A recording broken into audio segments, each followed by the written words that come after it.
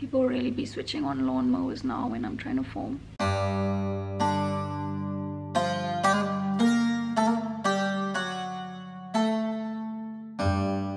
Well, how's it, people? So, you asked for more story times, you get more story times. Because as Britney Spears once famously said, exactly. So look, you've already read the title, you basically know what happened. I might as well just end the video here.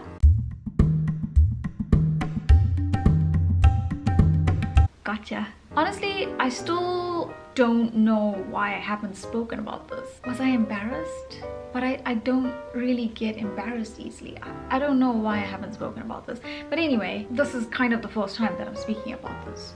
So, okay, so I really can't remember what year this was in, but it was definitely in my early years in Korea, so like 2011, 2012, 2013, somewhere around there. I lived in the most beautiful little city in Korea. It's called Gyeongju. I'm just setting the scene, okay? But I went up to Seoul for a weekend. And during that weekend, I went to an area in Seoul called Myeongdong. If you know anything about Korea, you will definitely know the area in Seoul called Myeongdong. It's a very famous shopping district, and it's also actually known for its street food, which is why I was there. And I remember I was really craving fried mandu. I really wanted that, so I was on the hunt for fried mandu. Anyway, found my mandu. It was amazing. Thank you for asking. And then, just as I was about to leave Myeongdong, I realized that I needed a cleanser.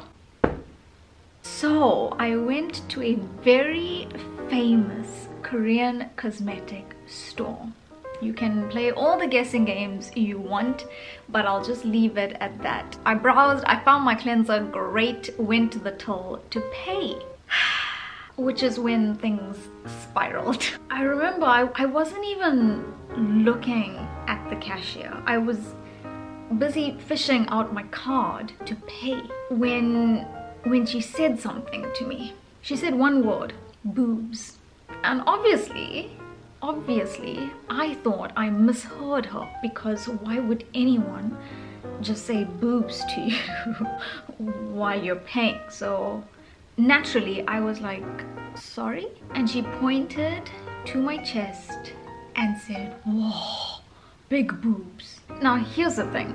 It's no secret, but Korean women are much smaller than foreign women in this area. I've said this before, but it's always a struggle finding your bra size in Korea, especially if you're a D and up. Anyway, so when she said, whoa, big boobs, I just laughed, and I think I said thank you. Although I don't know why I said thank you, because I'm definitely not thankful for it. It is something that I've always hated, and actually I always try to hide it. So I wear clothes to hide it well, but it was just like an awkward, what do you say to that? So I just laughed and said thank you. Also, Koreans tend to point out aspects of your appearance. It happens all the time. Because you look so different to them, they have no scam in pointing out things that they find amazing about you. So I'll always have Koreans coming up to me and pulling on my arm hairs, and I'll have Koreans coming up to me and pulling, I'm not exaggerating, I've had Korean people pulling on my eyelashes, asking me if they're really that long. I'll have Koreans coming up to me saying that I've got a very small face and very big eyes, and they just have no issue with just saying it straight to your face, even if it's a stranger. So I was so used to this by now, because it happens almost every day. Although I will say that no one before then had pointed out my boobs to me. That was definitely a new thing. I don't have people coming up to me on a daily basis talking about my boobs. It's always my face or my eyes or my eyelashes or something like that, just to make that clear. So when she said that to me, it was just one of those moments again. So I just laughed and I said thank you awkwardly and left it. And I thought that was the end of that. How wrong was I? Anyway, I paid for the cleanser. Just when I thought that nonsense was over, she says to me, she asks me, can I touch?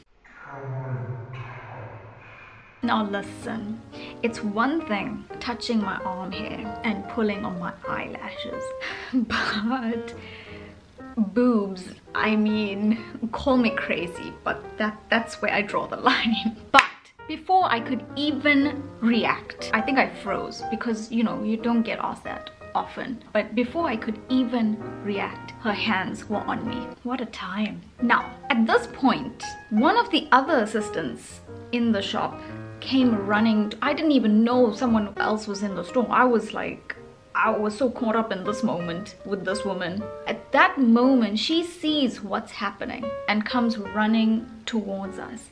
And she's screaming to boob grabber, saying, Hajima, Hajima, means don't do that, stop. And she speaks in more Korean, and I gathered that she said that if you do that, no one will come to the store. Now listen, I've never worked in retail, but I feel like that's common sense. Surely, if you work in a store, you don't need to be told that if you touch someone's boobs, they're not going to want to come back to the store anymore. Isn't that common sense?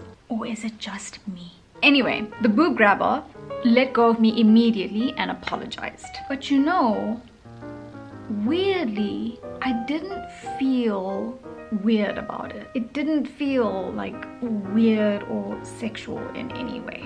I didn't feel violated. I didn't even feel angry about it. I think I should have been more angry because someone just touched my boobs, but I'm just telling you honestly how I felt at that moment. I didn't feel weird about it. And I think because when she grabbed me, to me, I felt like it was very innocent in a way. She was very giggly and very like childlike. Anyway, definitely one thing is for sure, she should not be grabbing people's boobs. I remember I walked out the store and all I thought was, what the heck just happened?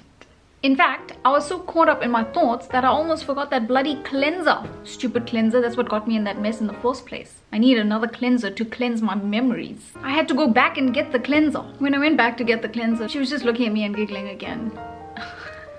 Anyway, I took my cleanser and I walked out again. Still like just thinking what on earth just happened. But yeah, that was the time that I got groped in Korea. And you know, honestly, we can get into this discussion about what it's like being a foreigner in Korea. You know, Korea is a very uniform, monotone society. This is no secret. I come from a very diverse culture where we are obviously very aware of people's differences. Korea is so uniform and so monotone that still to this day, they're so in shock, in awe, I don't know what you want to call it, but they are so intrigued by foreigners and what they look like that I told you, they have no scam to come up to you. Even if you're a stranger on the subway, they have no scam. They'll come and touch your hair. Like, you can tell that diversity is still not like properly understood in Korea. When things like that happen, when people are pulling on your arm hairs and pulling on your eyelashes and touching your hair and stuff, you sometimes feel like an alien. And it's so funny because actually when you're a foreigner in Korea and you have your ID, the ID is called ARC.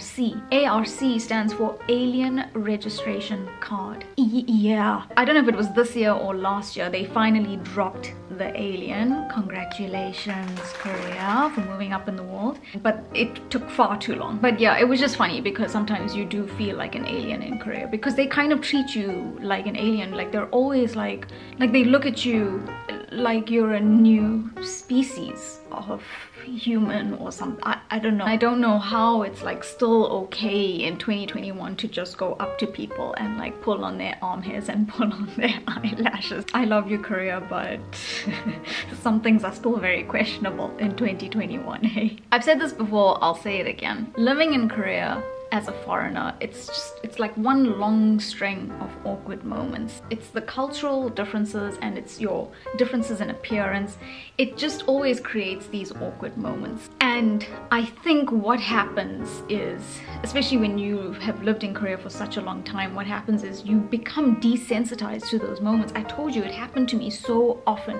People coming up to me making comments about my appearance. It doesn't matter if their intentions were good, but it's still really problematic that you're coming up to people and like prodding them and, you know, checking if things are real. Like, I'm glad that you're so curious and things, but it's still kind of problematic. Because at the end of the day, I'm left feeling like different to you. I know that I am different, but I feel like I'm too different, like I'm a different species now when you're like prodding at me and pulling at me and stroking my hair and things, you know. But yeah, so it happens so often in Korea that I find, I'm speaking for myself now, I find that I became very desensitized. Now when people come up to me and ask me if my eyelashes are real and my arm, why do I have so many arm hairs, I laugh about it and I move on immediately, because it's just so normal. It's like that Korean way of life, and that is not necessarily a good thing.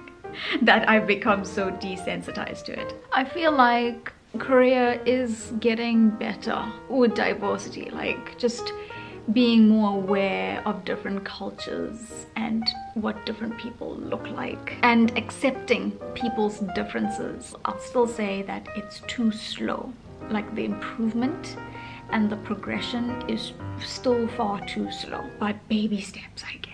If you're watching this and you're about to go to Korea for the first time, please don't be alarmed and like don't let this video put you off. This could have happened anywhere. It never happened to me in South Africa, but it definitely can happen in South Africa. Generally speaking, Korea is a very, very, very safe country. But yeah. Alright, well, I hope you enjoyed my story time. I have a million different stories from Korea, so if you wanna hear them, just let me know, because like I said before, I'm a slave for you. I forgot which arm I use. I hope you enjoyed that video. If you liked the video, give it a like. If you didn't like the video, give it a like anyway. Don't forget to follow me on all the social medias. Don't forget to subscribe to my channel, and don't forget to join my channel, and I will see you next time for a new video. Goodbye.